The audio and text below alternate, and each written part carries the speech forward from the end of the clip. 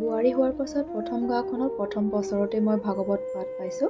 পিছে 1 এপ্ৰিলৰ পৰা 8 এপ্ৰিললৈকে অবিৰত ভাগৱত পাঠ চলি আছে।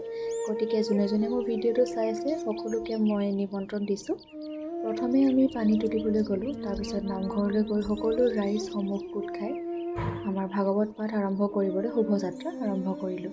পিছে নুমলীগড় গোটেই ঘূৰা হৈছিলে আৰু সকলোৱে খোল তাল লৈ নাম গুণ গাই আমি আগবাঢ়িলোঁ। পিছে বৰ ভাল লাগিলে।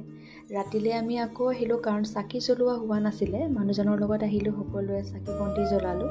তাৰপাছত দেখিছেনে বৰ ডেক'ৰেশ্যন কি ধুনীয়া কৰিছে। আৰু দলংখনৰ ইপাৰে আমাৰ বনোৱা হৈছে ভাংখোৱা ঘৰ, কাৰণ বাবাসকলক মাজুলীৰ পৰা নিমন্ত্ৰণ কৰা হৈছিলে।